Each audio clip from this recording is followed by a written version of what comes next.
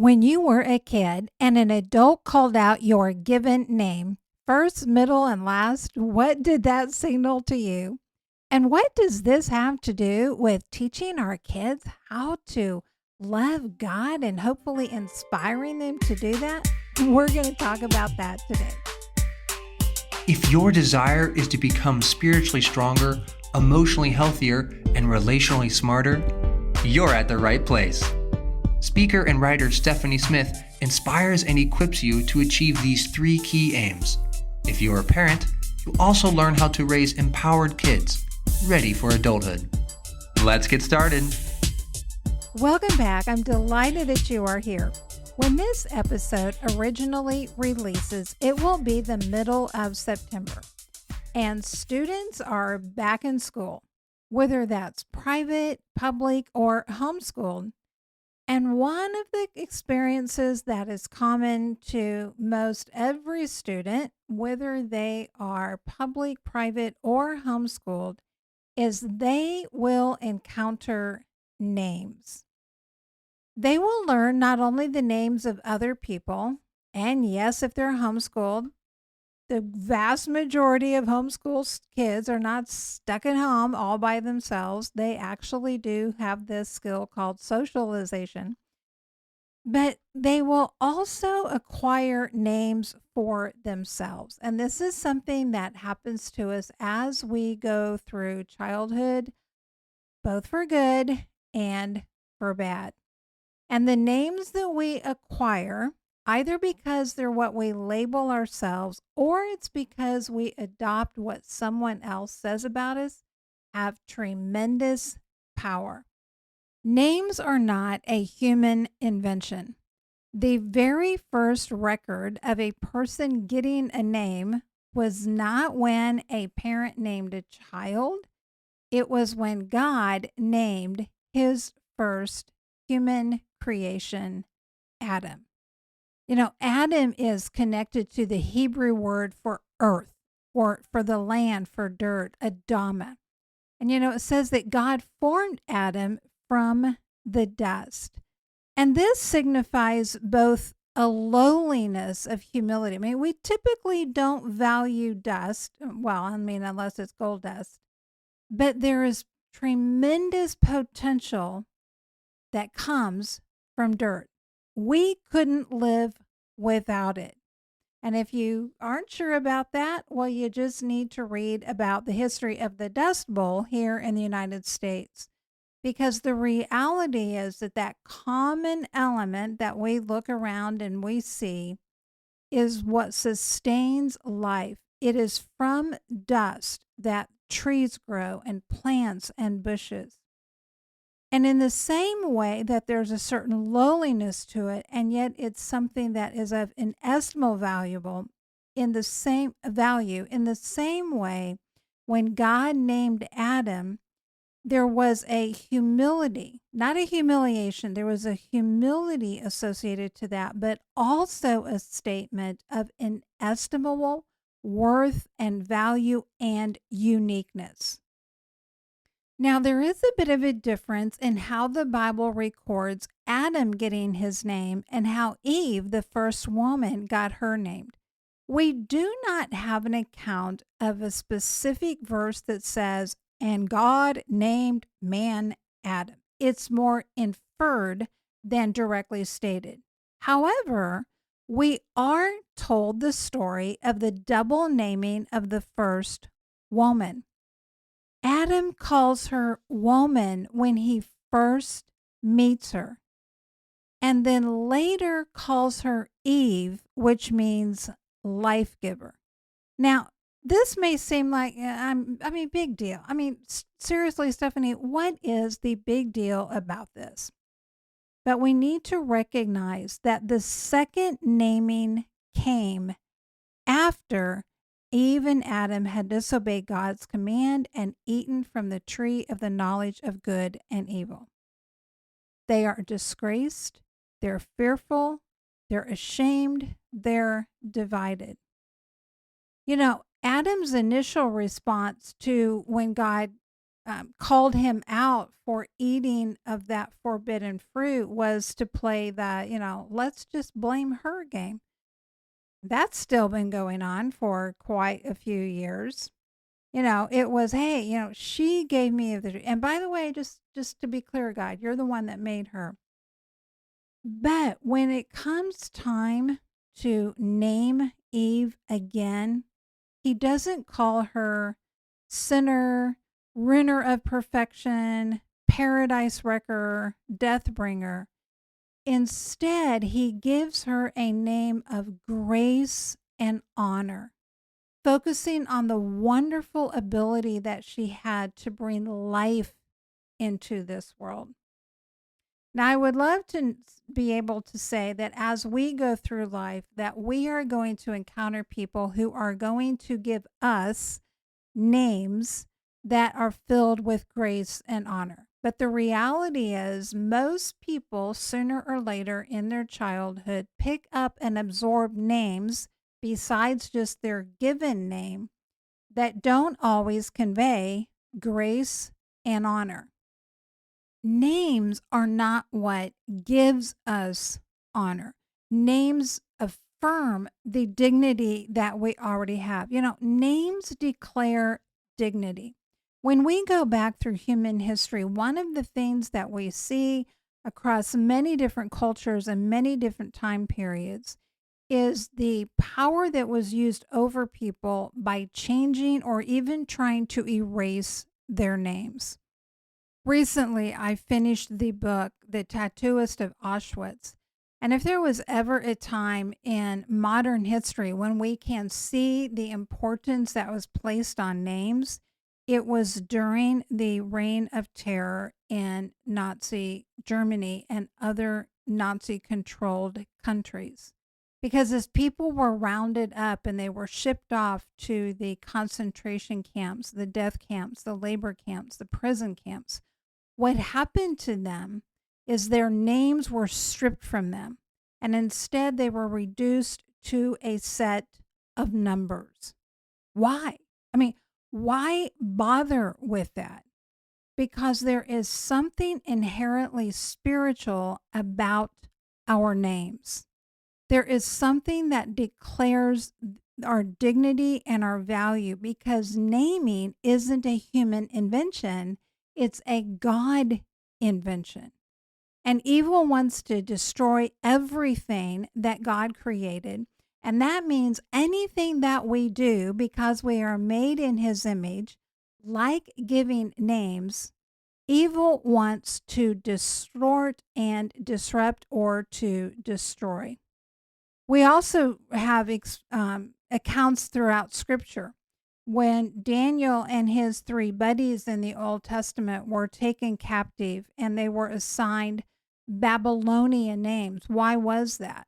It wasn't just because, those Jewish names are a little hard for us to pronounce, so we're going to give them something that's a little easier to pronounce. No, it was much more than that. Stripping them of their Jewish names and giving them Babylonian names was a way to recast their identity, to try to strip away from them their attachments to their heritage, to their nationality, to their Jewishness. It was a way to try to assimilate them into the culture by saying, you need to not think of yourself as Jewish, but rather we want to make you think of yourself and have to even speak and to frame yourself as being Babylonian. Names aren't just labels that we stick on things to make them easier. Here in the United States anyway, people put a lot of emphasis on just naming their pets. People don't just say, here, cat, yes, this is my cat, cat. Here's my dog, dog. Here's my horse. No, people come up with names, and they can be very protective of the names of their pets. Sometimes I think maybe even more so than names of their kids. But we see the value of names because they say, hey, this is assigning ownership. When I say this is my cat, Fluffy, then I'm saying this is my cat, not just a cat. we're also assigning a belonging to that, a uniqueness to that. And as true as that is for our pets, it's even more true for us as human beings.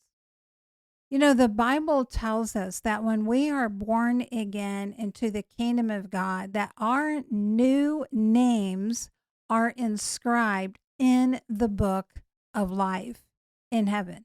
That's pretty profound to think that God is giving us and recording our names. But that shouldn't really surprise us because we see a few hints of that occurring in scripture when God actually divinely intervened and changed people's names. Abraham wasn't always Abraham. He was Abram until God said, "No, we're going to change your name because I'm giving you a new identity along with this new name." Sarai was changed to Sarah. Again, it wasn't just because God, needed something new to do one day and said, "Hey, I think I'll just like start putting out new names for people." No, it was to give her a new identity. We see that after a wrestling match with God, Jacob winds up with a lamp and a new name, Israel. And it is from him that our word, the Israelites, came to be. But it's not just the given names that we have that we are receive. It is the names that we acquire throughout life. And these can be things from when a kid makes a comment, and says, "Oh, you've got big ears." And then from then on, your nickname is Big Ears. Or it can be a lot more cruel than that. We also can adopt positive names, and sometimes these are healthy, but even these we have to be careful of because they can attach themselves to us as part of our identity. So the student who is popular, and that has become a name, not that people go around and saying, "Hey, popular," but they are named in a certain way. What happens when they're no longer popular? Now, that might not happen until after high school. But high school can change a lot of things upon graduation. And there are people who, man, they could master the whole social scene and everything during high school. But once they were out of it and they had to move into more of the quote real world, they didn't know how to function. And sometimes it is because the names didn't get carried with them. And all of a sudden, the identity that they had built themselves on, these names that had formed their identity, popular, smart, athletic, whatever, you fill in the blank. All of a sudden, when those names no longer apply in their life after high school, they don't know what to do. They don't know who they are. And it's not like we just somehow only give ourselves names. Other people name us along the way as well. In the Old Testament book of Judges, in chapter 6, we read a story about a man named Gideon. Now, that was his given name. I mean, our translation of it, of course. But it seems that the real name that he was living by was like Wimp Man, because he is scared. He lives in fear. He does a lot of his work and things in hiding, and I mean, for good reason. And yet one day an angel shows up, and the angel doesn't say, "Hey, Wimp Man." The angel says, "The Lord is with you, O mighty man of valor." That was the equivalent of a name. It was speaking to his identity. And Gideon's just kind of looking around going, is there somebody who's behind me that I don't see? Because you are not speaking to me. But then God expects that he's going to live out his identity by actually taking action. And he's going to go in, and he's given the command that you're going to go in this might of yours, and you're going to be the one that saves Israel from the hand of Midian. The Midianites were a neighboring country that was wreaking havoc over the Israelites. And Gideon is again, I mean, he's just not buying it. He's looking around going, okay, I don't know who you're talking to, but that is not who I am. That's not my name. I am not mighty man of valor. You got the wrong guy. I am wimp man. And he ends up putting out these different tests. And if you know the story, then you know, there's an expression that's come from that, called putting out a fleece. And basically it's like you're going to have to you're going to do some divine intervention here, God, for me to believe that you got my name right. If anybody was looking at Gideon in the moment, they would have agreed, yep, you're pretty much wimp man here. But instead, God gives him a name by saying, "Oh, mighty man of valor."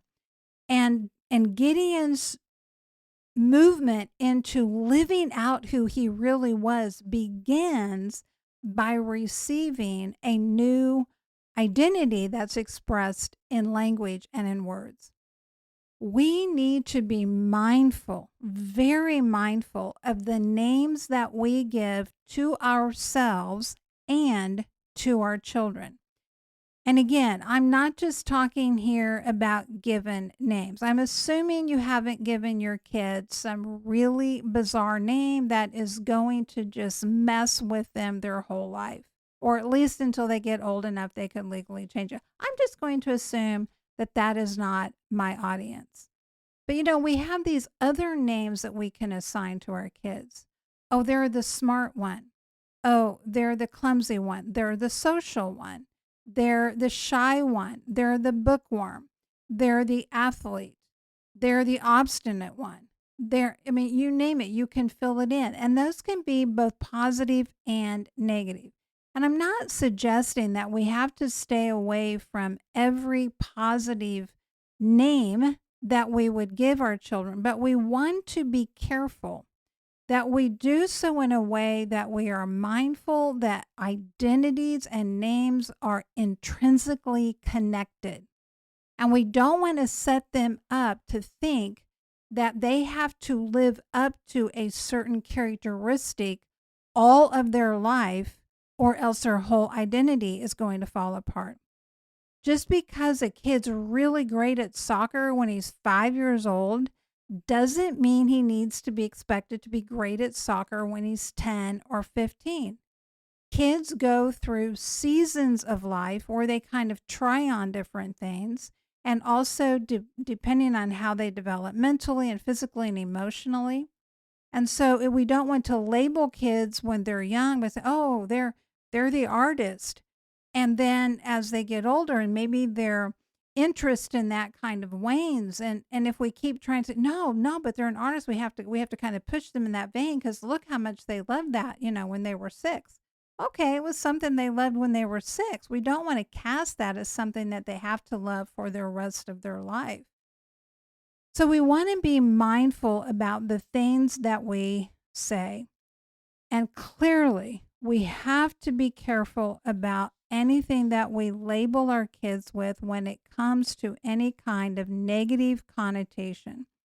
And as a parent, I have seen this, and it has made me cringe so many times when a parent is standing there talking to other adults and they make statements about their kids, and they're not being mean, but they are being ignorant, and ignorant can cause just as much harm as being intentionally unkind. And they can say things about their kids, and you know what? Kids have a way of living up to or down to what we say about them.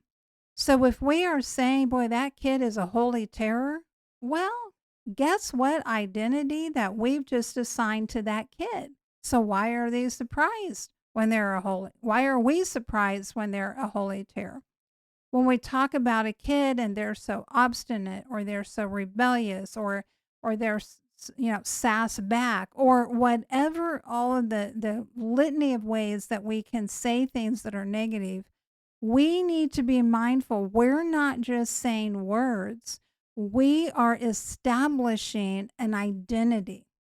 And sometimes what we need to do is we need to call out to them, just like the angel of God did with Gideon, who they have the capacity to be in a healthy, positive way. Because maybe they've kind of named themselves, like Gideon had named himself, kind of like Wimp Man. We can step into their life like an angel and we can give them a new identity by what we call out to them.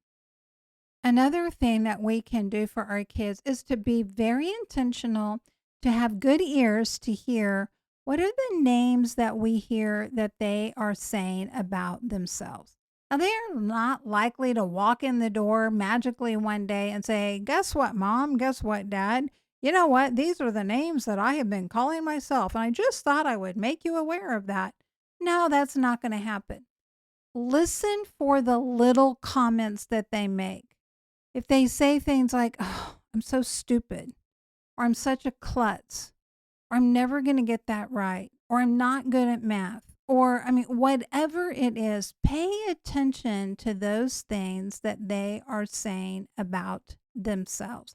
And don't be hesitant to step in a loving way, just like this angel shows up with Gideon and with patience continues to say, No, you're not wimp man. You are a mighty man of valor." Recently, one of my grandchildren, she's 3, was painting a picture. And, at 3, it's paint and brushes and something that you hope that they're going to tell you what they're painting because you have no idea what it is. And so you hope that they will explain their painting to you. And you hope to avoid that dreaded question of, "Look what I made. Guess what it is?" Um, and which point you just have to be really creative to come back and say, "Wow, that is, why don't you tell me all about that?" Because you have no idea what it is. But you know what she said as she was doing this painting was, "Yeah, I'm going to do this because I'm a really great artist." And I loved that about her. She's heard that so much. She's not being arrogant. She's 3. She's internalizing, "I can do this." And it's building confidence within her. Sooner or later, life's going to come along. And I hate this, but it's true. Life will come along and somebody's going to say something to that sweet little gal that is going to knock her in the heart. And she's going to have to wrestle with a different name that somebody's going to say. It might just be another kid who makes an offhand cutting comment. It might be something that comes from an adult. We don't know. We can't control all the names that our kids will hear in this world.